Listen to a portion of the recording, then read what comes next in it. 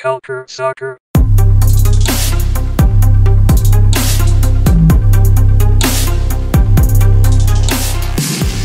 Gold Cup 2021, nous y voilà. Donc là, la compétition continentale du côté de l'Amérique du Nord et les Caraïbes est enfin lancée avec bien évidemment toutes les équipes de la région qualifiées qui font partie, dont bien évidemment le Canada.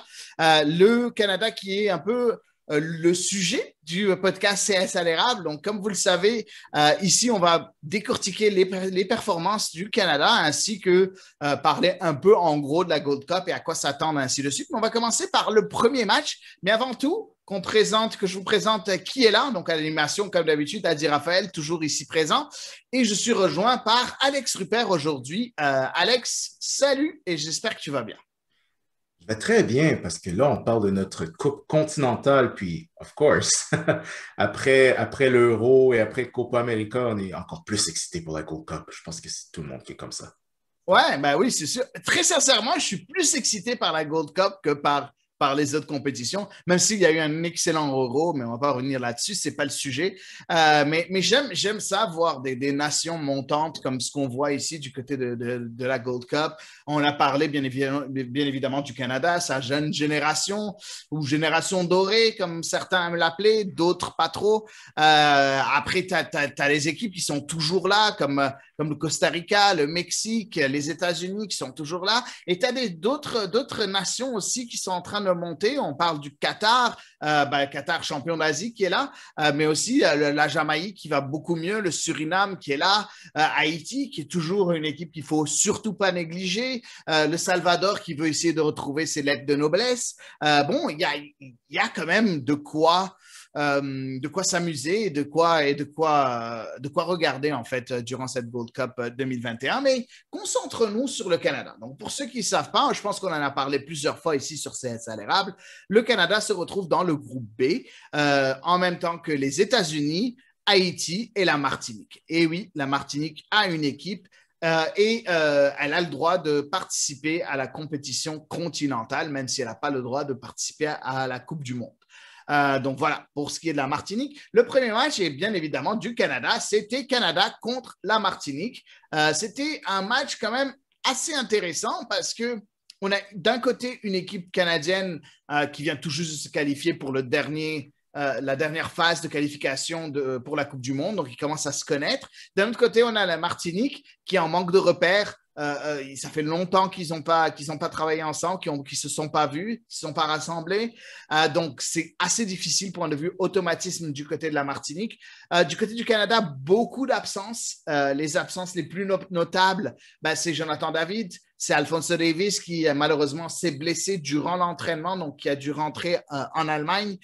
On a Milan Borjan qui n'est pas là, le gardien titulaire d'habitude et la plupart du temps le capitaine. On a Atiba Hutchinson qui est blessé, qui a 38 ans, qui essaie de se reprendre. On a Wotherspoon, qui n'est pas là non plus, David Wotherspoon aussi, qui est en train de disputer la qualification européenne avec son club de St. Johnston. Beaucoup d'absences et bien évidemment Scott Arfield. On en a parlé longuement à un moment donné dans cet épisode-là, donc on ne va pas revenir là-dessus. Mais par contre, c'est une équipe qui a quand même du talent. Donc, j'aimerais que tu me parles un peu de cet effectif-là et commençons par le 11 de départ, Alex. Si tu me permets, je vais te donner le 11 de départ et tu vas me dire ce que tu penses. Donc, dans les buts, pas de surprise, Maxime Crépeau, qui est le numéro 2 d'habitude derrière Borjan, qui trouve son poste le poste de numéro 1, ce qui est quand même très logique. John Herdman, le sélectionneur, est revenu avec son fameux système de 3-5-2 ou 3-4-2-1, dépendamment de comment vous voulez le voir. En défense centrale, on avait Alistair Johnston en défense centrale droit, Steven Vittoria en défense centrale au milieu et Kamal Meyer en tant que défenseur central gauche. Les deux pistons, donc le piston droit, on avait Richie Larea. Le piston gauche, à la grande surprise de tout le monde, Tajan Buchanan.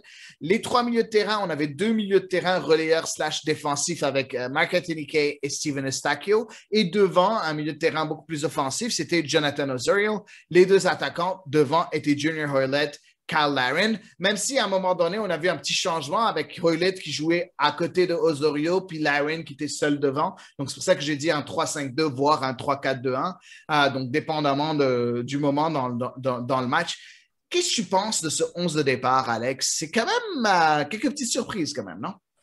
Ben, dans la structure tactique, c'est dans la continuité. Je pense que l'entraîneur privilégie ce système contre les équipes un petit peu plus faibles. Ce que j'ai vraiment apprécié, c'était l'ajout de Tajon Buchanan comme piston gauche et sa performance te fait carrément rêver. Si on ne voyait pas ses cheveux ou le numéro sur son chandail ou le nom sur son maillot, tu aurais pensé que c'est Alphonso Davis. Il a complètement détruit le côté droit de la Martinique. Puis pour nos auditeurs, je vais vous expliquer à quel point il les a démolis. Parce que après la mi-temps, ils ont, ils ont dû faire des changements. Ils ont sorti le latéral droit de la Martinique à la mi-temps parce qu'il était complètement épuisé de devoir défendre contre Tajon Buchanan qui a été étincelant. Euh, Ensuite, si on regarde, ben, premièrement, je vais te donner raison, Adi. Tu avais raison. Kamal Miller. Il est juste pas normal comme il est bon, là. C'est juste pas normal. C'est comme, C'est un surhumain, c'est un super-héros, là. c'est comme 97% de passes réussies. Il faisait même des passes parce qu'il brisait les couloirs, mais ça passait dans les couloirs, puis c'était des passes excellentes. C'est presque, je ne veux pas dire c'est world class parce que c'est après que tu regardes l'Euro. Bon, mais pour ce que le Canada a dû composer avec dans le passé, c'est presque un don du ciel, Cameron Miller. Tu te demandes qu'est-ce que Orlando faisait avec lui pendant toutes ces années, mais wow, Cameron Miller, quelle performance défensivement, très, très mobile. Euh, je questionnais un peu la chimie avec Crépeau et Victoria au début parce que je ne sais pas si tu es d'accord avec moi. Le Canada a comme cette tendance de commencer lentement et de cafouiller dans les 10-15 premières minutes du match. Puis on l'a un peu vu sur le but que Marc-Anthony Kaye a accordé. Donc, c'était une mauvaise communication, dans le fond. Donc, il a voulu faire une passe arrière vers Crépeau et ça a été mal communiqué. Et Emmanuel Rivière a sauté sur le ballon et a enfilé le premier but. Mais à quelque part, tu te demandes comment ça, c'était Marc-Anthony Kaye qui était le plus proche du gardien pour essayer de défendre le ballon. Fait que c'est peut-être un petit peu de cafouillage. On a quand même dû refaire tout le flanc gauche, mais on a vu qu'après, par la suite, ben, la connexion Tajon Buchanan, Kyle Larin, avec Stephen Eustáquio au milieu qui a agi comme d'habitude comme un général au milieu de terrain pour bien coordonner le tout. Avec Jonathan Osorio, ça s'est bien passé. Petite déception pour ma part. Richie Laryea, je l'ai trouvé très ordinaire à droite. Puis c'est pour ça qu'au début que je te disais, ben, on peut se permettre de rêver. Tu sais, pensez à ça. 3-5-2 dans les qualifications de Coupe du Monde. Piston gauche, Alphonso Davis. Piston droit, Tajon Buchanan. À quel point est-ce qu'on va donner des cauchemars à nos adversaires? Vitesse, technique, vision de jeu. On va juste les épuiser avec ce talent des deux bords. Et je dois avouer que Junior Hollett, il a vraiment mieux paru que dans les rondes précédentes pour la qualification de la Coupe du Monde. Je ne le trouvais pas très en forme avant. Je pense qu'on avait dit dans nos podcasts qu'il avait un peu baissé de rythme, mais je l'ai trouvé très bon cette fois-ci. Tu vois qu'il travaillait beaucoup plus fort, il avait une très belle vision, il contrôlait bien le jeu. Puis quand il avait le ballon, tu voyais la qualité, tu voyais le joueur de Premier League, tu voyais le joueur de Championship. Puis c'était un excellent fabricant de jeu et il a contribué à l'offensive et à garder la pression sur la Martinique.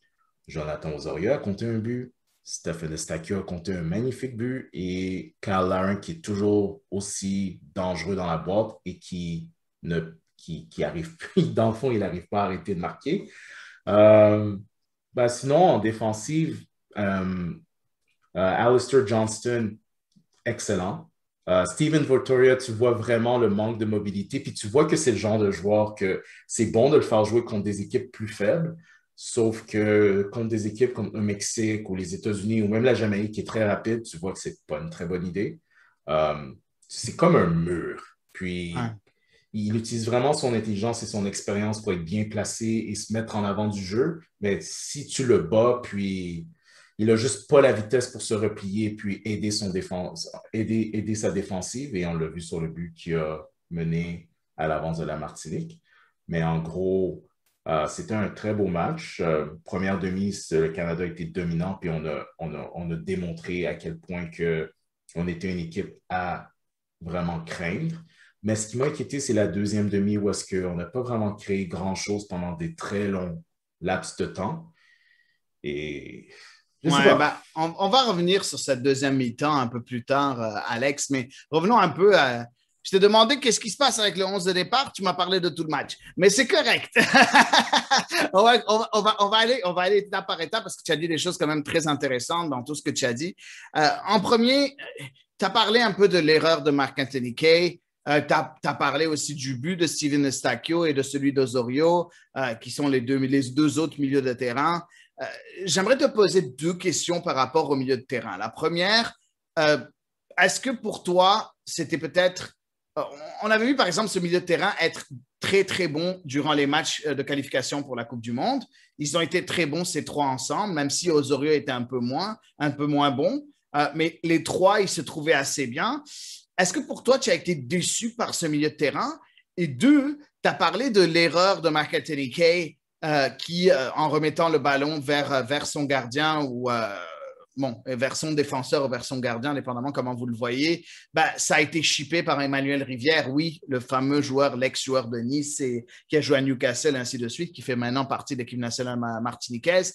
Ben, est-ce que tu penses que le manque, l'absence de vrai numéro 6, de vrai milieu défensif, a joué un rôle aussi dans ce milieu de terrain? Donc, on a deux questions. Le milieu de terrain en tant que tel, comment tu as trouvé la performance de ces trois joueurs-là? Et deuxièmement, le numéro 6, est-ce qu'il aurait pu aider à éviter ce genre d'erreur sur le premier but, ben, le seul but martiniquais? Oui, ben, le jeu du milieu de terrain en général, c'était correct.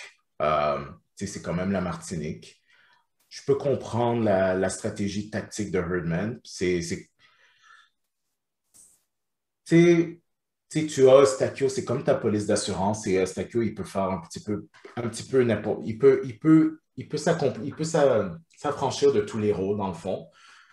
J'ai trouvé que Kay était un petit peu décevant. Puis je commence à comprendre pourquoi les fans de Los Angeles FC ont des problèmes avec Kay parce il est très critiqué sur les médias sociaux, il est très critiqué par les médias à Los Angeles. Euh, c'est ce manque de constance des fois. Un jour, il est génial, puis l'autre jour, il fait ce genre d'erreur ou il fait ce genre de mauvais jeu. Puis on l'avait vu en Ligue des Champions quand il avait causé le but qui avait mis un peu son club dans le pétrin contre, je crois que le club c'était Tigres, oui. Et c'est juste que tu ne peux pas te permettre ça dans les qualifications de Coupe du Monde et encore moins dans des matchs très importants. OK, il l'a fait contre la Martinique, mais tu t'attends à beaucoup plus de lui. Jonathan Osorio, c'est pas le même joueur depuis. euh, c'est certainement pas le même joueur depuis l'année dernière. On voit ceux qui suivent la MLS vont voir tous les déboires qu'il y a au Toronto FC. Je ne sais pas si ça l'affecte. Je sais qu'il était blessé un peu, mais c'est pas le même Jonathan Osorio. Mais est-ce que je suis déçu? Oui, parce que je me serais attendu à une domination. Puis on l'a eu, notre domination. C'est juste qu'elle n'était pas constante. C'est comme une baisse de régime Ouais. on a assisté à une baisse de régime au fur et à mesure que le match avance. Mais à quelque part, tu te réconfortes en disant que c'est un peu notre équipe B, puis c'est un peu notre milieu B, sauf Estaquio. Puis tu sais que tu as des meilleurs éléments à ta disposition dans des compétitions plus importantes. Donc, ils ont fait la job. Le résultat montre la job. Et oui, j'aurais bien aimé un Samuel Piet qui aurait été dans le match, qui aurait pu porter aide, qui aurait pu mieux aider, mieux supporter la défensive pour éviter ce genre de bavure et solidifier la défense, à mon avis. Ouais, ben, je pense que c'est important d'avoir ce numéro 6 dans ce milieu-là, surtout quand tu es en mode tournoi. Si jamais, en plus, tu as parlé de Vitoria, OK? On voit que Vitoria n'est pas mobile, tu l'as déjà dit. Ça ne dérange pas d'habitude quand tu as une défense à 3 et quand tu es au centre de la défense à 3. La mobilité ne te dérange pas trop. Mais par contre, devant toi, tu dois avoir un numéro 6 pur et dur pour pouvoir un peu t'aider dans les tâches défensives, pour peut-être faire les courses que toi, tu n'es pas capable de faire et ainsi de suite. Ce qu'on n'avait pas ici. Et je pense qu'avoir Vitoria derrière sans Piet devant, et je dis Piet parce que c'est le seul milieu de terrain à caractère défensif de tout équipe Canada, même si tous les joueurs étaient là, il n'y a personne d'autre que lui qui a ce profil-là. C'est ça qu'il est très important pour l'équipe parce que c'est le seul avec un profil purement défensif. Donc, je pense qu'un Samuel Piet aurait beaucoup aidé, je pense, dans ce système-là. Par contre, je veux te poser une question qui va faire un peu mal. Je sais que tu es un grand défenseur de Steven Eustáquio. Je suis complètement d'accord avec toi qu'il a sa place dans le 11 de départ quand tout le monde est là. Complètement d'accord avec toi. Par contre, il n'a pas été très bon durant ce match-là. Oui, il a marqué un but. Il a fait quelques erreurs qui ne sont vraiment pas des erreurs de relance, des erreurs de placement. Moi, j'ai été très étonné de le voir. Et souvent, je l'ai senti qu'il était lent. Je ne sais pas. Est-ce que c'est parce que le milieu en tant que tel au complet n'a pas fonctionné, qui a mis qui a mis une sorte de projecteur sur ses faiblesses, ou est-ce que tu penses qu'effectivement c'était un de ces matchs-là où il n'était pas à son meilleur? Je pense que c'est le milieu en général. Je pense que c'est la chimie. Je pense que c'est. Parce que ça avait fonctionné. Ça avait fonctionné avant la chimie. Donc, pourquoi maintenant ça ne fonctionne pas? J'ai comme l'impression qu'ils étaient juste tous dans un mauvais soir, en fait. Ben, le début de match n'était pas fort. Je pense que Non. c'est toute l'équipe en général. C'était pas juste Eustáquio. Puis, tu sais, c'est contagieux un peu le mood de l'équipe en général. Euh, Est-ce que Eustáquio, il aurait pu faire mieux? Il est capable de beaucoup mieux. Puis c'est Ouais, sûr que vraiment. quand tu l'alimentes, tu sais, quand tu l'entoures de joueurs de qualité, tu vois le vrai Eustáquio parce que tu vois, il voit le jeu d'une autre façon. Et c'est difficile de dire est-ce qu'il a été si mauvais que ça ou c'est que juste que lui pensait, il avait tu sais, il avait une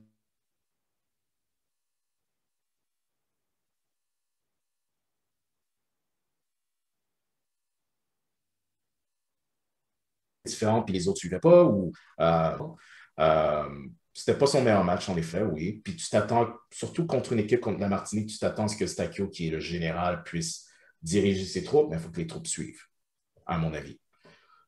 Mais même avec le match ordinaire de Eustáquio, tu vois que c'était le meilleur Ouais, ouais, milieu pour les c'est deux un bon équipes. milieu. Je suis d'accord avec toi. Ouais. C'est un bon milieu. Et comme j'ai dit, c'est quelqu'un qui est peut-être qui devrait être titulaire en tout temps.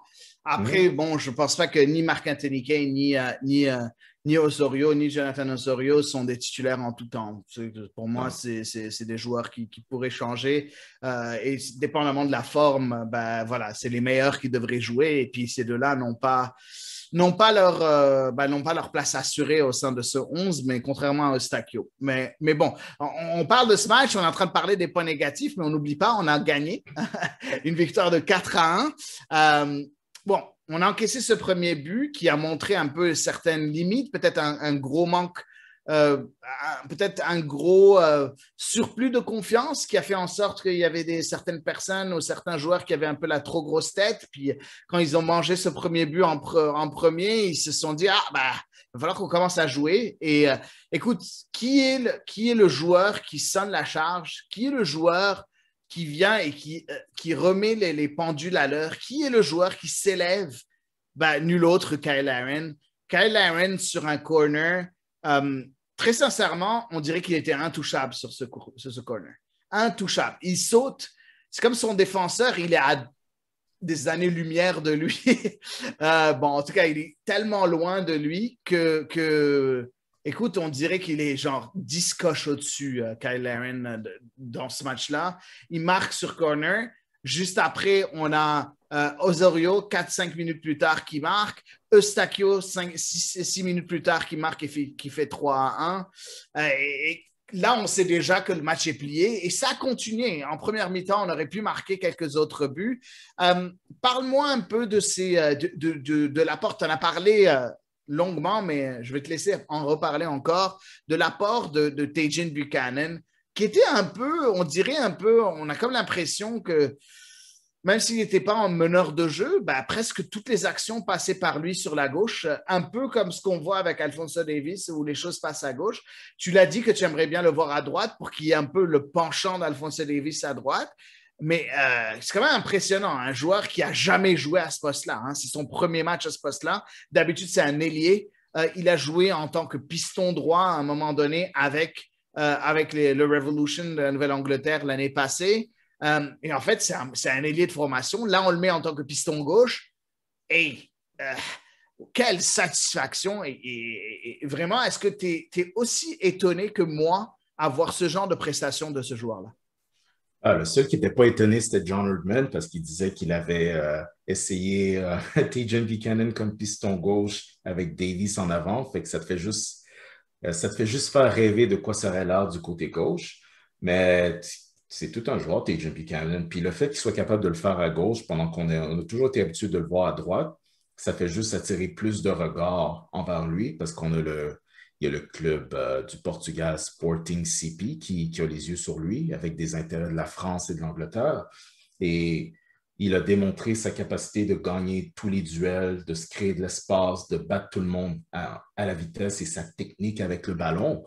Euh, c'est comme je disais au début, si j'avais jamais vu Alphonso Davies de ma vie, puis je voyais un club, le Canada qui joue, puis je vois un gars qui joue comme ça, t'aurais pu me convaincre que c'est Alphonso Davies qui a joué avec le ballon.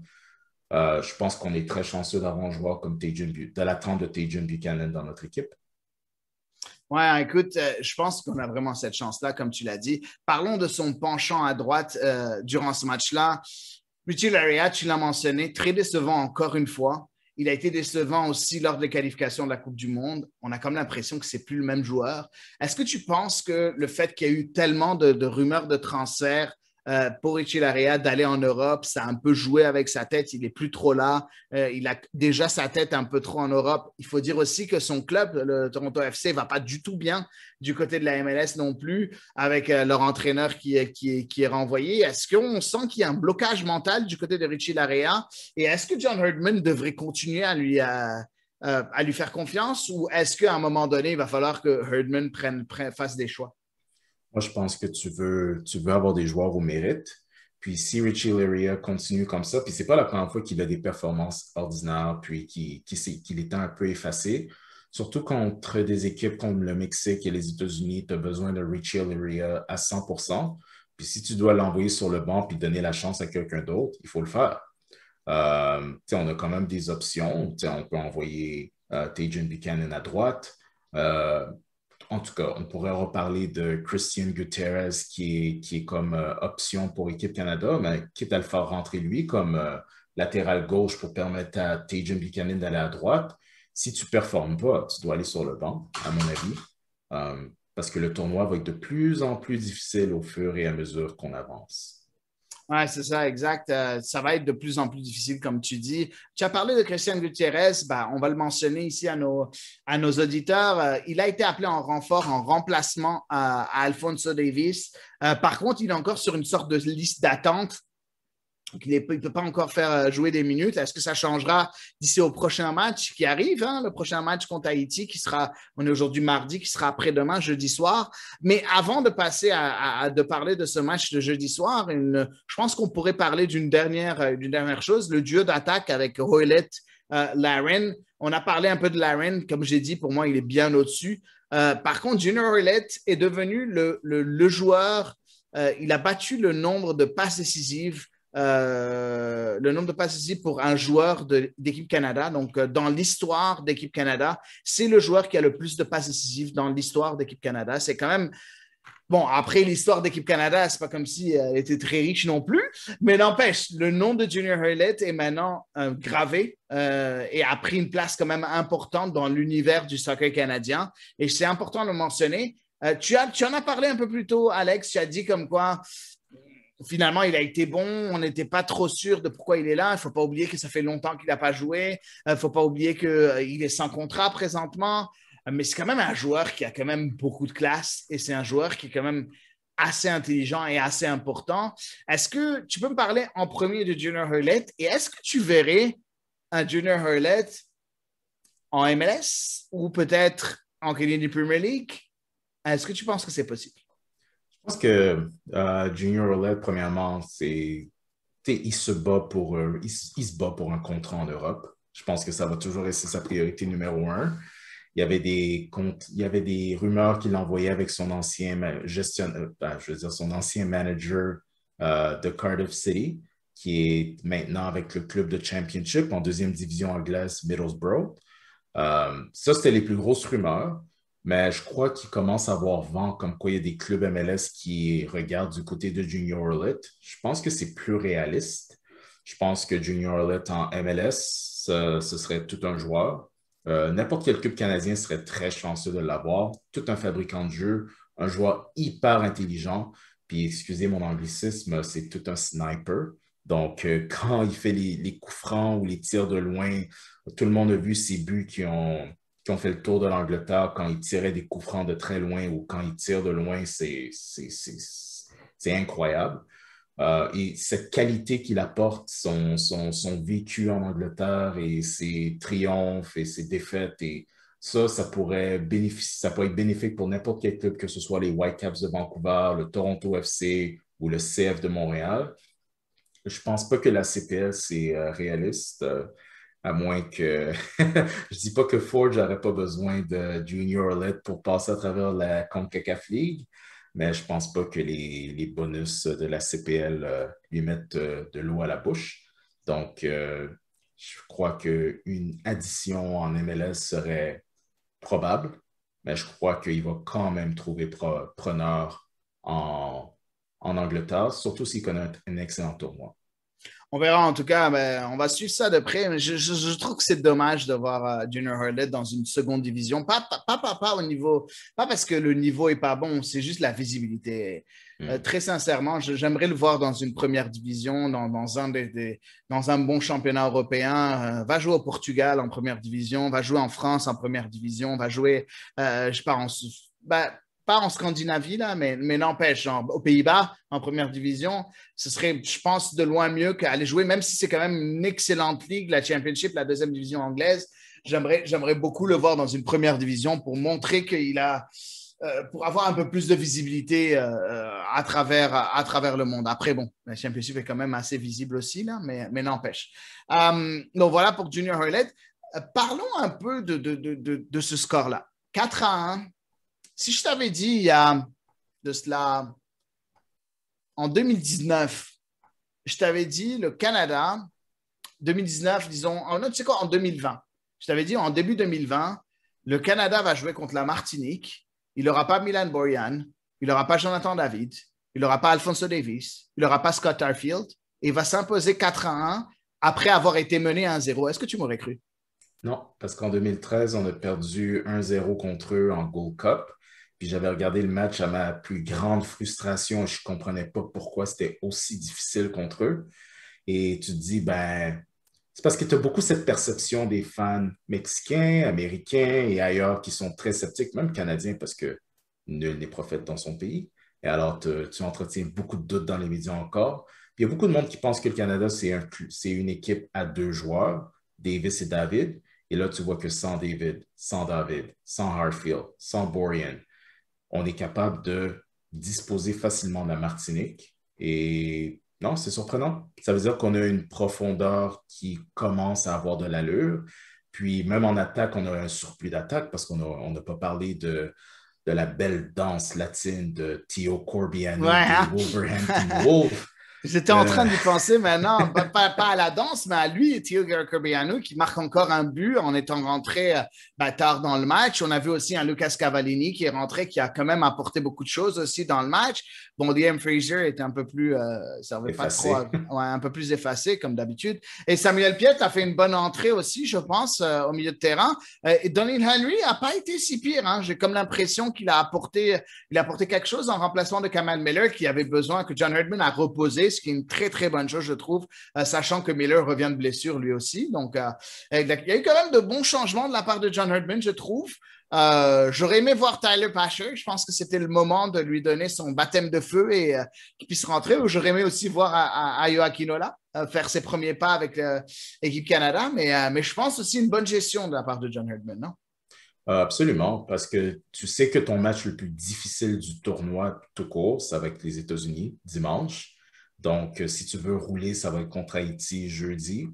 On a déjà vu pendant la deuxième ronde des qualifications de la Coupe du Monde qu'on était capable de contenir Haïti. Soit David et Davis et Bourian étaient là, mais tu t'attends, si vraiment tu regardes le match entre les États-Unis et Haïti, ça a été un match très difficile pour les États-Unis, puis c'était un effectif qui était presque purement MLS, Ouais. mais tu t'attends à ce que le Canada, avec quand même des effectifs, à mon avis, sur papier, meilleurs que les États-Unis, devrait être capable d'en faire autant avec Haïti.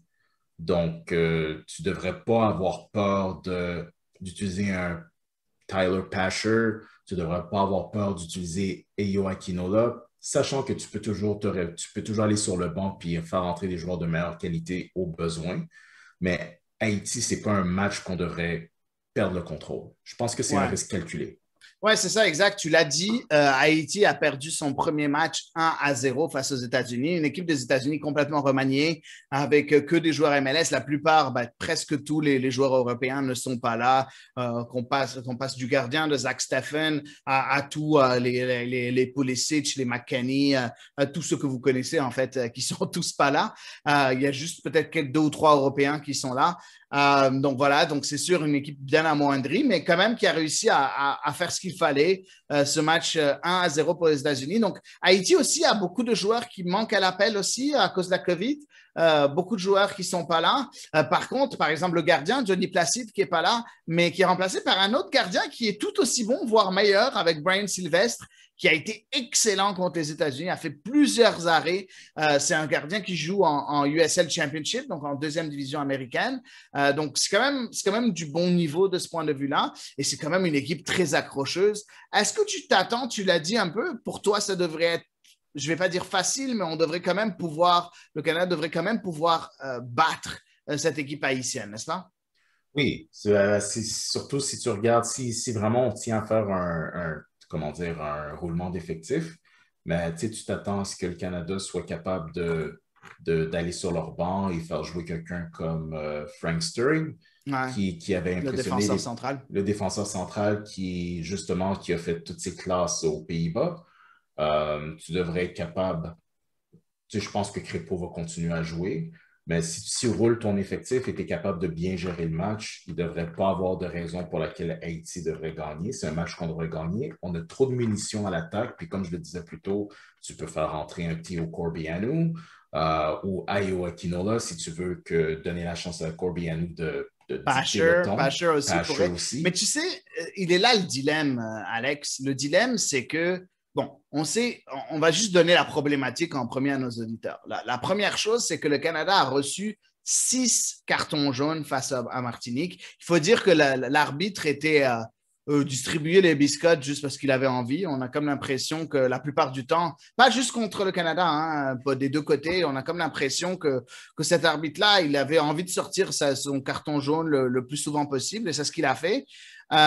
Donc, c'est sûr que c'est quand même dangereux pour le Canada parce qu'un autre carton jaune à Alistair Johnston, à Steven Vittoria, à Eustachio, à Kay, ou bien à Liam Fraser, à Lucas Cavallini, un autre carton jaune les priverait d'un match contre les États-Unis. Donc, il y a ce côté-là où, oui, tu as envie de faire jouer tes titulaires, mais tu ne peux pas trop parce qu'il y a les cartons jaunes et tu dois faire attention par rapport à ça. Mais d'un autre côté aussi, il y a la hantise de 2019. Hein. On a quand même, oui, c'est vrai qu'on les a battus lors des qualifications de la Coupe du Monde, sauf que, n'empêche, c'est encore frais dans nos têtes. La fois où Haïti a battu le Canada en Gold Cup 2019, le Canada menait 2-0, défaite 3-2. Donc ça, c'est encore assez frais dans la tête. Est-ce que tu prendrais cette chance-là, sachant que déjà les États-Unis ont eu beaucoup de mal avec une équipe remaniée? Est-ce que toi aussi tu remanierais ou est-ce que tu veux t'assurer de ces 3 points-là? Parce que si jamais tu perds contre Haïti, t'as beau battre les États-Unis, bah, c'est très possible que tu sois pas premier. Tout un calcul. Je pense que j'aimerais pas être à la peau de John Herdman parce Non, que tu te vraiment dis, pas. tu te demandes quel match qui va être plus difficile, mais il faut quand même avouer les États-Unis et Haïti jouent un style complètement différent. Euh, oh my God. Ouais, Ben, c'est difficile. C'est si tu veux difficile. pas prendre de carton, Haïti, c'est un club, c'est pas un club, c'est une équipe qui est extrêmement physique. Fait que, tu sais, peut-être que tes cartons seraient nécessaires pour couper le rythme du jeu. Ben, c'est ça, c'est ça. Est-ce que tu risques Stakio? Non, parce que tu as besoin de Stakio contre les Ah, moi, je États-Unis. risquerais Kay. Moi, je risquerais Kay. Oui, Je mettrais Kay Osorio Piet. et Victoria. Je pense que je pourrais me passer Victoria contre les États-Unis. Je sais pas, parce que tu regardes les défenseurs centraux disponibles pour John Herdman. En Mhm. défense centrale, ben, tu as Alicia Johnson, qui est pour moi un titulaire indiscutable dans cette défense à 3. Kamal Miller aussi un titulaire indiscutable. Et après, est-ce que si jamais Victoria s'en va, tu vas devoir jouer avec Donnie Henry ou Frank Sterling? Je sais pas. Hmm. Je sais pas. Contre les États-Unis, est-ce que Donnie Henry, on connaît ses crampes au cerveau? Et Frank Sterling, pour moi, il est encore trop tendre pour jouer dans un match de cette importance. Donc, pour moi, non, je ne risquerai pas Vitoria parce que Vitoria, c'est le vétéran de 34 ans. C'est le gars qui est là depuis 1 an ou 2 ans maintenant, qui est autour, qui fait partie de cette équipe, qui est toujours là. Dans le vestiaire, ça allait de quelqu'un de très important. Alors, je l'ai eu en conférence de presse, puis je peux te dire que ce gars-là, là, il disait, ben, moi, je suis là pour aider les jeunes, mais d'un autre côté, je demande aux jeunes à ce qu'ils viennent me dire si jamais j'ai fait quelque chose de faux. Tu sais, avoir un gars de 34 ans qui n'a pas la grosse tête, qui est capable d'être à l'écoute des jeunes et qui est capable de les écouter aussi, c'est quelque chose d'important. Pour moi, non, je ne me passerai pas de Victoria contre les États-Unis. Donc, là, on a un problème. Est-ce qu'on pourrait jouer avec Johnston, Miller et Henry, par exemple, pour le match contre Haïti? Ça peut être intéressant parce que Henry est quand même très physique. Il pourrait peut-être aider. Piet au milieu avec Eustachio, pas Eustachio, Piet au milieu avec Kay et Osorio qui n'a pas eu de carton. Et devant, ben, je garderai Hoylett qui a fait un bon match. Je pourrais même aussi garder Kyle Larin. Ou bien je pourrais changer puis mettre un Cavallini parce que même s'il est suspendu contre les États-Unis, ce n'est pas la fin du monde. Et on met un Quinola, par exemple, ou mettre encore 2 joueurs très bons physiquement, Cavallini qui est quand même tout un client devant et Aquinola qui est super rapide et qui est aussi super costaud. Je pense que ça peut être quelque chose d'intéressant, non? Oui, ben regarde, tu sais, Victoria, ben, tu sais, si on peut parler, on va aller au milieu dès le départ. Euh, je risque pas Eustachio parce que c'est clair contre les États-Unis, j'ai Ouais, besoin de lui. Mais comme ouais, tu l'as souligné, Piet, c'est parfait parce que moi, je pense que contre Haïti, tu as besoin d'une discipline défensive sans reproche. ouais, Tu as besoin de Piet. ouais. Pour moi, si tu commences pas Piet, euh, tu fais faux pas. Tu gardes Buchanan parce que tu veux forcer Haïti, tu veux les battre en vitesse puis les forcer à faire des fautes et se compromettre et défaire leur schéma tactique. Cavallini, comme tu l'as mentionné, on l'appelle El Tanké pour une raison. C'est le tank, c'est le gars physiquement qui peut répondre et qui peut donner des mots de tête à la défensive haïtienne. Junior Orlet, la qualité qui est de toute beauté, puis tu fais rentrer Corbiano devant une défensive qui est un peu plus fatiguée. Je ne sais pas si j'utilise Richie Laria parce que contre Haïti, tu as besoin d'énergie. Euh, mais je sais pas. Il faut aussi prendre en ligne de compte que les États-Unis, offensivement, manquent énormément de mordants. C'est pas la même offensive euh, que leur meilleure équipe. Est-ce qu'une défensive canadienne correcte pourrait arrêter les Américains? Je pense que oui. Je pense que tu veux aller chercher tes 3 points contre Haïti, puis faire une assez bonne job contre les Américains, parce que je pense que défensivement, les Américains ne sont pas vraiment meilleurs que nous. Oui, ils ont beaucoup de temps de jeu en MLS, mais on a quand même l'excellent Alistair Johnston, puis là, on ferait revenir Steven Vittoria, puis on aurait des options, on pourrait refaire venir Kamal Miller, fait que c'est une excellente... On n'aurait rien à envier aux Américains. Ouais, ouais. Euh, je pense des États-Unis amochés, ben pas amochés, mais affaiblis, c'est une opportunité de gagner le groupe. Comme ça, on peut éviter le Mexique jusqu'à potentiellement la demi-finale. Et je crois que le tournoi est ouvert pour toutes les équipes. Ouais. Donc, tu Ça vois, va être on va de bord en bord, mais c'est vraiment un jeu de décision finale avec les entraîneurs. Il y a tellement de possibilités. Ouais, il y a vraiment beaucoup de possibilités. En tout cas, tu as parlé du prochain match, donc d'ici le prochain podcast, donc le match jeudi Haïti-Canada, qui va se jouer toujours à Kansas City. Et après le match entre États-Unis-Canada aussi à Kansas City, au Children's Mercy Park, donc le stade du Sporting Kansas City. Et on sera juste à temps si jamais le Canada se qualifie pour le tour suivant, ce qui devrait être quand même une sorte de formalité, il faut le dire. À ce moment-là, les quarts de finale, ce sera le 24 et le 25 juillet. Donc, on aura amplement le temps d'en parler le mardi prochain. Par contre, c'est quand même intéressant parce que ce match contre les États-Unis, si jamais le Canada arrive à battre Haïti, prend toute une importance, prend toute une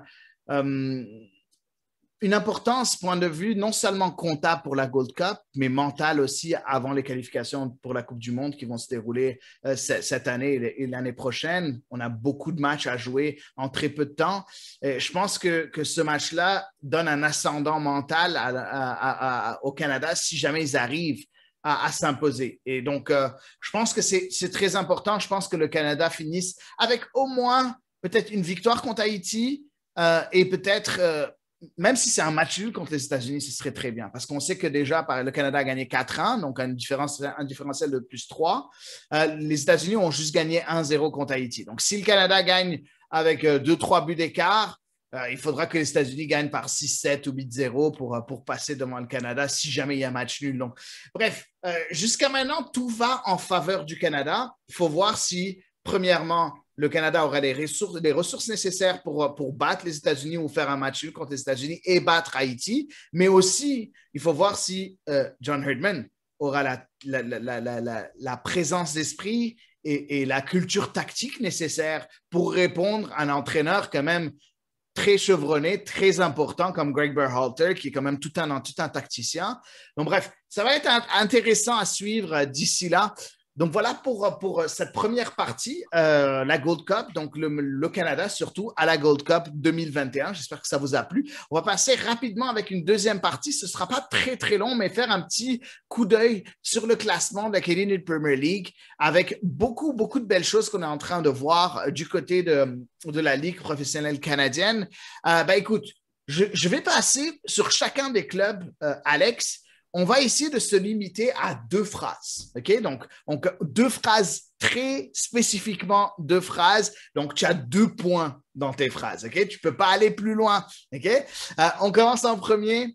Valor FC, premier du classement de la CanPL en 5 matchs, 4 victoires, 1 défaite, 8 buts marqués, 2 buts encaissés. Surpris. Andrew Jean-Baptiste, le cœur de cette équipe. Deuxième phrase, je dirais que Austin Ritchie donne tort à beaucoup de détracteurs. Quel joueur? Ça, c'est une petite phrase pour Daniel Cameron qui n'aime pas Ritchie. Donc, voilà. Donc, un petit tacle à notre ami Daniel Cameron qui n'est pas là aujourd'hui. Écoute, moi, je vais dire mes 2 phrases. Donc, Valor FC, Jonathan Sirois. Extraordinaire, le gardien prêté par le CF Montréal, qui, je pense, a 3 blanchissages ou 4 blanchissages en 5 matchs. Donc voilà, Jonathan Sirois.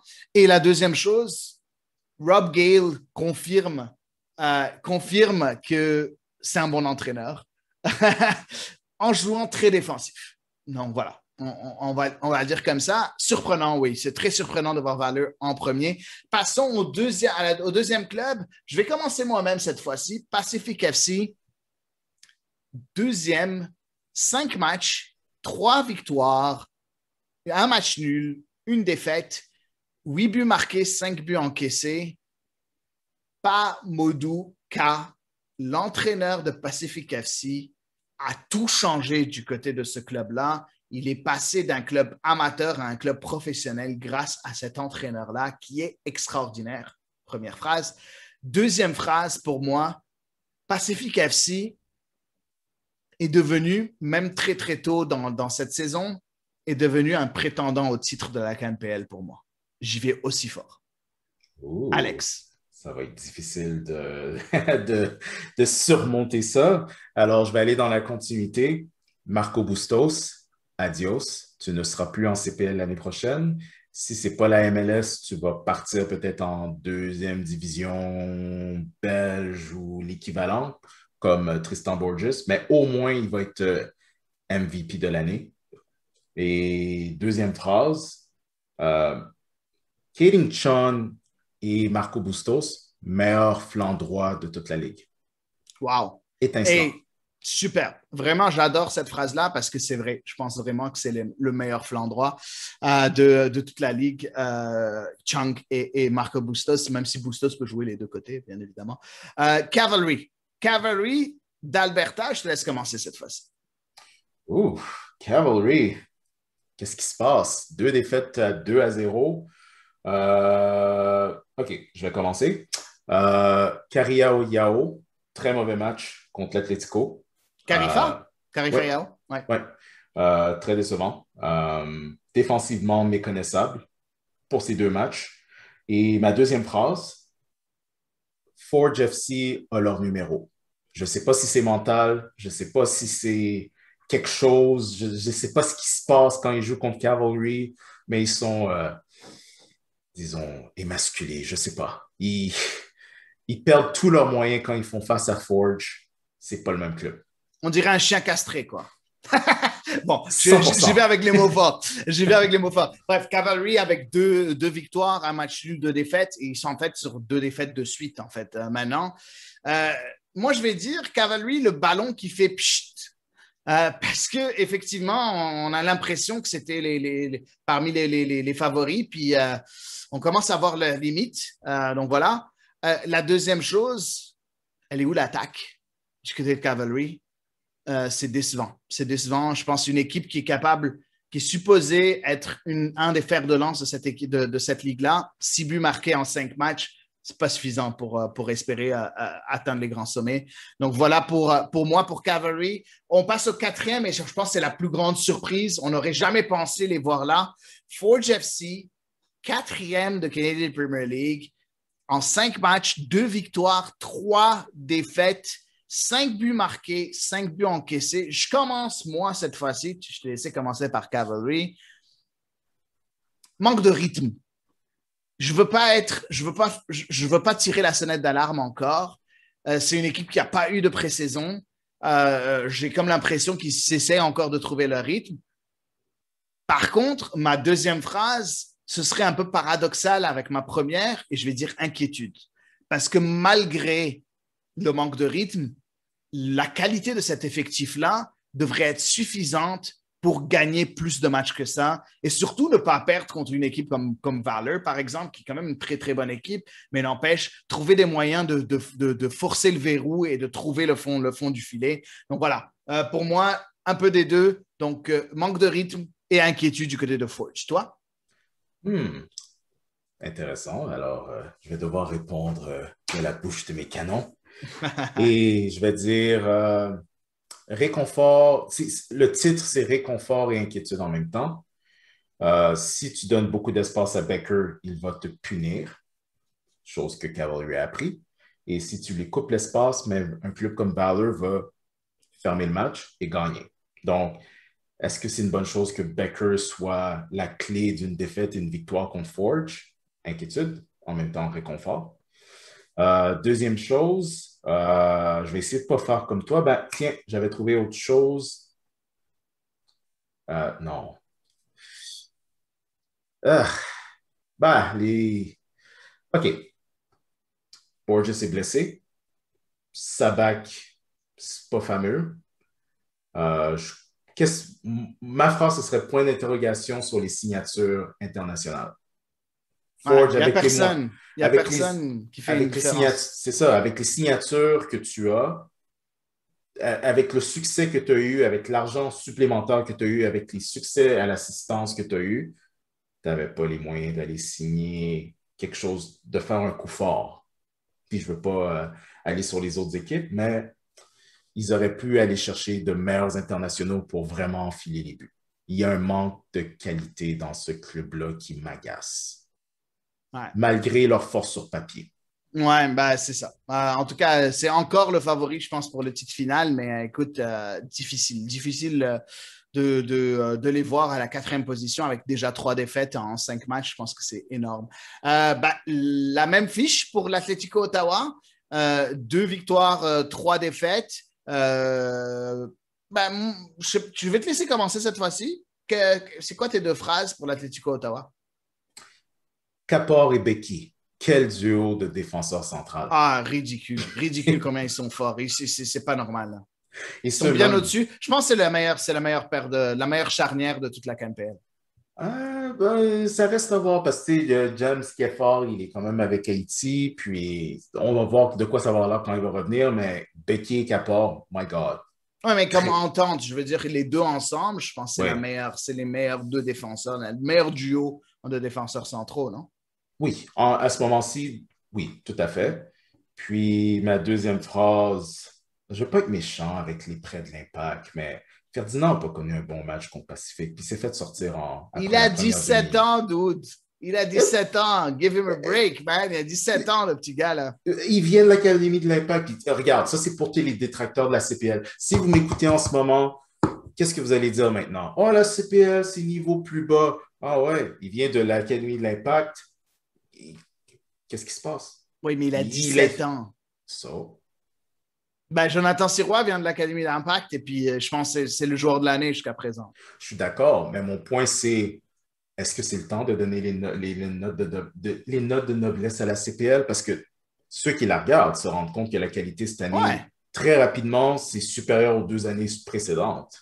Fait que, Ben, écoute, c'est ton choix. Je ne ouais. suis pas d'accord avec ton choix, mais je le respecte. Je le respecte comme je te respecte à toi. Là. Mhm. Donc voilà.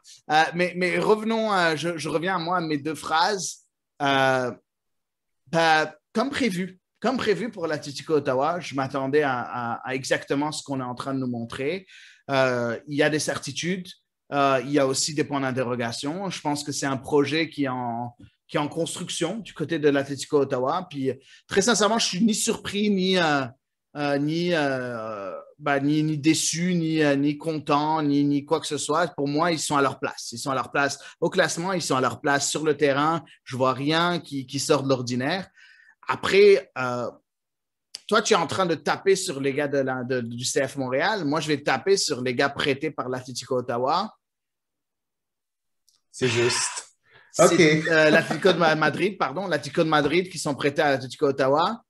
Très sincèrement, moi, j'ai pas de problème à ce que des petits jeunes de 17 ans qui jouent à l'académie du CF Montréal, qui n'ont jamais eu des minutes professionnelles de leur vie et qui sont dans une équipe, qui viennent d'une équipe dans un pays où il y a très peu d'opportunités de jouer du foot professionnel, je peux être encore plus indulgent. Mais quand tu es quelqu'un qui vient de l'académie de l'Atlético Madrid, tu es supposé survoler la ligue, ce que les deux jeunes ne sont pas en train de faire pour moi. Ils sont pas mauvais, hein? Je dis pas qu'ils sont mauvais, mais je les vois pas deux, trois coches au-dessus, comme ce que tout le monde attendait. Après, c'est encore tôt, encore une fois. Hein? Je suis pas en train non plus de tirer de nouveau la sonnette d'alarme, mais c'est ça.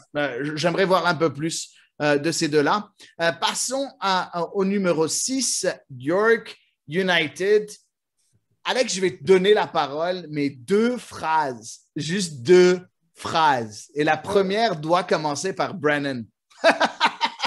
Sérieusement, tu sais, c'est vraiment du n'importe quoi quand j'ai regardé le schéma défensif contre Pacifique. Je comprends qu'ils se sont fait ramasser. Come on.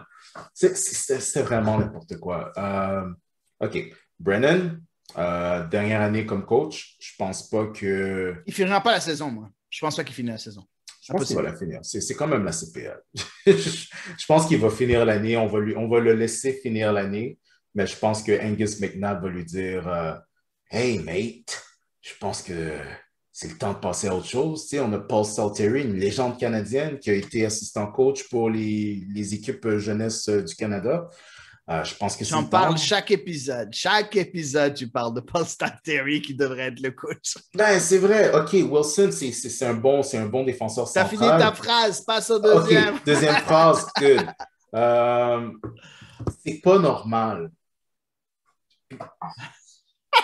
Il est en train de cacher sa tête, juste pour vous dire. Pour vous mettre au courant, Alex habite York. Donc, donc c'est un peu le club de sa ville, mais il a vraiment beaucoup de mal avec son club. Mais vas-y. How dare you? All right. C'est pas normal que ce club-là, les meilleurs points de ce club-là, c'est les jeunes. Laurel Wright, 17 ans. Yeah.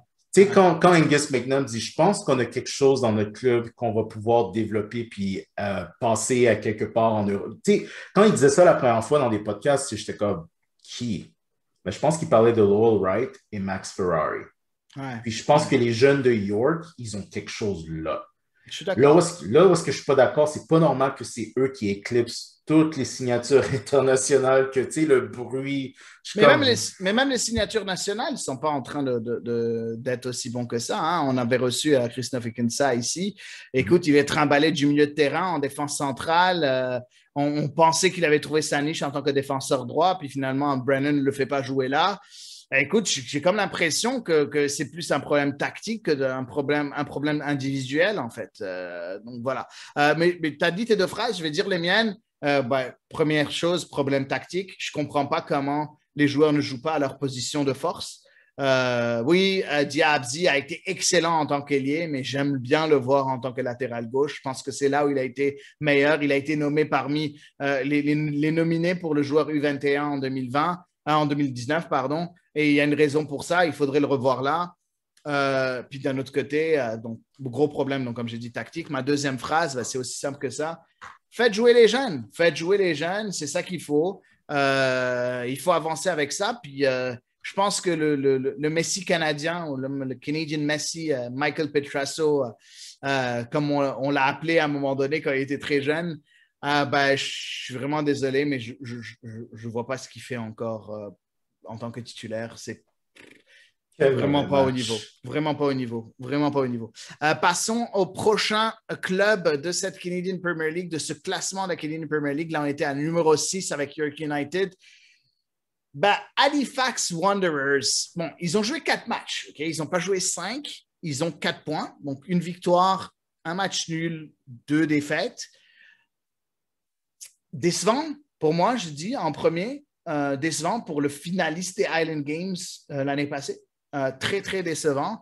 Après, moi, personnellement, si vous avez écouté le guide en début d'année, je m'y attendais un peu. Je m'attendais à ce que ça aille pas aussi bien. Mais il faut dire aussi qu'il y a des absences, comme James Geffrard, que tu as mentionné, qui est avec Haïti en Gold Cup. Donc, décevant, mais pas non plus. Je ne pense pas que c'est encore insurmontable le retard qu'ils ont eu. Par contre, la deuxième chose que j'aimerais dire sur les Wanderers, je pense qu'ils commencent à sortir enfin de leur léthargie. Ils ont battu les Edmonton. Bon, vous allez me dire, c'est pas très difficile, mais ils ont quand même battu Edmonton avec un excellent Joao Morelli qui a marqué les 2 buts. Et je pense que si jamais Stephen Hart réalise, ou bien c'est pas Stephen Hart maintenant, c'est Mert, je pense, qui est l'adjoint, qui est l'entraîneur, parce que Hart est encore à l'hôpital, si je ne me trompe pas. Là. Je pense que si l'adjoint ou bien Stephen Hart, quand il revient, réalise que Joao Morelli est genre un titulaire indiscutable et lui donne les clés, je pense que Halifax n'aura pas de problème à avancer de nouveau. T'as pensé quoi des Wanderers, toi? Euh, OK, première phrase. Le meilleur défensif est à venir parce que tu penses à Peter Shala qui est là. J'ose espérer que Eric Santos va se replacer de la façon qu'on nous l'a vendu. Ouais. C'est quand même bien que Restrapo et Saul ont fait un excellent travail en tant que défenseur central. Mais Murray Donner, oh my God. 89% passe réussite, 3 excellentes chances de marquer. Il a brûlé, il a été le meilleur du côté droit. Il a complètement brûlé la défensive d'Edmonton. C'est le Murray Donner qu'on se rappelle de 2019, qu'on dit que c'était un des meilleurs latérales droits de la Ligue. Il l'a montré contre le FC Edmonton. Et ça, c'est ma première phrase. Deuxième phrase, parce que tu as déjà touché Morelli, puis ça, son talent, on en parlait de fond en comble depuis l'année dernière. Inquiétude. Qu'est-ce qui se passe avec Kim Garcia? Parce que là, je commence Ouais. à me demander, est-ce que c'est le temps de peut-être move on? Parce que moi, j'aime bien Stéphane Karaja-Jovanovic. Peut-être que, je ne sais pas, peut-être changer le schéma ou peut-être essayer quelqu'un d'autre parce que Kim Garcia, c'est pas le même joueur. Pas du tout. Ouais, ben, il est titulaire, Kara Jovanovic. Il était titulaire dans ce match-là, mais pas en pointe. Puis j'ai comme l'impression que tu as raison. Hakim Garcia a peut-être lui donner un petit coup de pied dans le cul, puis le mettre sur le banc pourrait peut-être aider et l'aider à peut-être se relever et sortir un peu de sa torpeur. Mais ouais, intéressant de voir Kara Jovanovic. Et aussi, je trouve que c'est intéressant aussi de voir Pierre Lamotte avoir. Là, il a eu sa deuxième rentrée en CAN PL. Je trouve quand même assez intéressant de le voir. Je trouve que c'est un joueur intéressant qui devrait avoir sa place au sein de l'effectif pour moi. Passons au huitième, le FC Edmonton. Aussi, écoute, il faut vraiment donner la chance aux coureurs. 4 points, mais aussi en 4 matchs. Donc, il faut comprendre ça. Une victoire, un match nul, 2 défaites. Et oui, j'ai bien dit une victoire. Oui, il y a quelqu'un qui, Edmonton a réussi à abattre une autre équipe. Et vous savez c'est qui? C'est Forge FC. Donc bref, juste pour vous dire combien Forge a des problèmes, je vais dire quelque chose. Mes 2 phrases, je les donne. Je pense que pour ceux qui ont écouté le guide, savent très bien ce que j'en pense. Alan Koch, merci, au revoir. Il n'est juste pas au niveau. Aussi simple que ça. Je ne vais pas le répéter 100 millions de fois, mais voilà, c'est ça. Après, pour ce qui est d'Edmonton, je pense que je veux voir plus du recrutement. Je veux voir plus de choses de la part des joueurs recrutés. J'ai bien aimé ce que j'ai vu de Charlie Maboussi, par exemple, qui a été quand même assez bon avec Edmonton. Mais j'ai comme l'impression qu'il y a un blocage quelque part et je n'arrive pas à deviner c'est quoi. Est-ce que c'est tactique ou est-ce que c'est une question de recrutement? Je ne sais pas. J'ai du mal à quantifier le problème du côté de Edmonton. Quelles sont tes 2 phrases à toi? La première, le titre, c'est inexcusable. Fait que je m'explique sur le titre.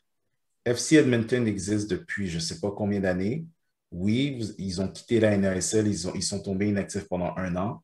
C'est inexcusable. Une organisation qui avait une académie qui date d'aussi longtemps, qui est aussi décousue que ça. Ouais, Tu regardes ce que pas normal. Cavalry a fait avec Foothills, tu copies. Puis, jusqu'à une certaine mesure, la continuité pour Forge avec Sigma FC en Ontario, à Mississauga en Ontario. Fait que tu vois d'où vient le talent, puis la chimie, puis la vision. C'est inexcusable que FC Edmonton ressemble à un club d'expansion. Deuxième phrase, tu touchais sur le tactique. Un peu Alan Koch, je vais laisser la chance au coureur, on ne sait pas. C'est sa première année, puis c'est sûr qu'il a carte blanche. Mais tu vois que le club n'est pas très bien construit. Wachowski a montré des belles choses en donnant la passe à Fraser Air qui a marqué. C'est juste que pour moi, le milieu de terrain, puis les attaquants, c'est un peu décousu. Euh, Puis FC Edmonton, c'est quoi FC Edmonton sans Amr Dedic à la défense? Le gardien ne m'inspire pas confiance du tout. Fait que, non, il manque de vision. Voilà. Inexcusable et manque de vision. Écoute, voilà. Donc, voilà ce qui va clore notre partie sur Canadian Premier League. En fait, clore notre podcast aussi. Alex, merci de t'être prêté au jeu aujourd'hui. Un long épisode, plus long que ce qu'on s'attendait, mais quand même un long épisode, mais très intéressant comme d'habitude. J'avais une question piège pour toi. Vas-y. Je veux pas blesser tes sentiments. Mais vas-y. Mais le premier ministre de la Colombie-Britannique a dit que finalement, comme Montréal, ça leur tente plus vraiment, mais je pense qu'on devrait accueillir la Coupe du Monde en 2026 après tout. Et nous avons discuté avec la FIFA, puis je pense que la FIFA est rendue ailleurs. Puis déjà que la FIFA accepte de rencontrer la Colombie-Britannique pour la candidature éventuelle de Vancouver, c'est tout un revirement de situation. Alors pour nos auditeurs du Québec, comment tu te sens? Je suis abattu. Je suis tellement abattu, puis je comprends juste pas. Je comprends juste pas la décision de la ville de Montréal de refuser de recevoir la Coupe du Monde. On ne se rend pas compte que c'est un événement majeur, que c'est le plus grand événement de la planète. Et quand je dis le plus grand événement, je ne parle pas d'événements sportifs, je parle de tous les événements possibles et imaginables. C'est le plus gros. Il n'y a pas plus gros que ça. Et on se prive de ça. Après, le monde sont en train de me dire, et les détracteurs, en fait, du projet, ceux qui étaient contre le projet, disaient ouais, ben, c'est juste 2-3 matchs et la FIFA demande que durant toute la Coupe du Monde, il n'y ait pas d'autres événements et qu'est-ce qu'on va faire de nos festivals et nos trucs. Ben, je suis vraiment désolé, guys. Quand on dit il y a 2-3 matchs à Montréal, qu'est-ce que vous pensez que les gens sont millionnaires? Les gens, ils vont choisir une ville. Les gens, les Français, les Belges, les Américains, ils vont aller, ils vont se dire, you know what, je vais choisir une ville, ben moi, je vais aller choisir Montréal. Ils vont rester là-bas 3-4 semaines. Donc, qu'il y ait 3 matchs ou qu'il y ait 75 matchs, c'est pas tout le monde qui va aller faire 4, 5, 10, 15 villes. C'est pas tout le monde qui a ce budget-là. Surtout qu'on n'est pas en Europe, là. On n'est pas en Europe, hein. En Europe, aller d'une ville à une autre ou d'aller d'un pays à une autre, ça coûte 20 $. De voyager, tu prends l'avion pour 20 $, 20 euros. Ici, non. Ici, tu pourras aller d'ici à Kansas City, ça te coûte 500 $ là, et 600 $. Donc, qu'est-ce que tu penses? Qu'est-ce que tu penses? En tout cas, je comprends juste pas pour moi. Je suis complètement abattu et je trouve la décision tellement pas logique. Mais d'un autre côté, je peux comprendre aussi la ville. Le gouvernement du Québec a refusé d'aider la ville de Montréal à rénover son stade et le gouvernement du Canada a dit ben, nous, c'est pas de notre ressort, c'est le gouvernement provincial qui doit décider. Je comprends la décision du gouvernement du Canada, je comprends pas du tout la décision du gouvernement du Québec. On a comme l'impression que malheureusement, le Québec ne veut pas voir la ville de Montréal avancer pour une raison ou pour une autre. Ils veulent juste pas. Après, bon, je suis sûr qu'il y a beaucoup de monde qui vont me jeter des tomates parce que pour eux, tous les autres événements sont bien plus importants qu'une Coupe du Monde. Ben, je suis désolé, pour moi, non. C'est simple que ça. Tu sais, surtout, t'entends le monde qui dit ouais, mais tu sais, rénover le stade, ça va coûter une fortune. Mais Vancouver, Ouais, mais... en fait, BC Place, c'était complètement désuet, puis ils ont retapé le stade. Puis j'avais été à un match de Ligue des Champions au stade olympique. Ça me faisait mal au cœur de voir à quel point ce stade est en mauvais état. Puis pas parce qu'on n'est pas capable de le rénover, mais c'est parce qu'il n'y a juste pas de volonté politique pour retaper le stade. Ils l'ont fait à Vancouver. Puis le premier ministre de la Colombie-Britannique a dit, ben, on sort de COVID, on arrivait, il a même avoué que c'était politique quand il a dit non, parce qu'il dit, ben, on était minoritaire, puis c'était pas vraiment bien, puis il y avait plein d'autres villes qui manifestaient leur intérêt, puis là, il dit, ben, on sort d'une pandémie, puis notre industrie du tourisme est complètement à terre, puis oui, peut-être que, revenu versus coût, c'est pas à notre avantage, mais l'industrie du tourisme en Colombie-Britannique a besoin d'un événement pareil, puis il a levé la main. Fait que je ne sais pas ce qui se passe à Montréal, Ben, mais tu sais, il y a des je suis de discussions. Montréal, ça me brise. Ça me Ouais. brise le cœur. Il y a des discussions entre la Colombie-Britannique et la FIFA, c'est pas encore officiel, mais il y a des discussions pour voir si jamais Vancouver, en fait, très spécifiquement, c'est pas la Colombie-Britannique seulement, mais c'est spécifiquement la ville de Vancouver qui serait la candidate pour ça, mais c'est intéressant. Ben, merci Alex Rupert de finir ça sur une super mauvaise note, c'est très apprécié, mais voilà. Ben, écoutez, je veux vous remercier à vous tous de nous avoir écoutés, d'avoir été là pour tout l'épisode, et je vous souhaite à tous une excellente semaine et à la semaine prochaine pour un nouvel épisode de CS Alera.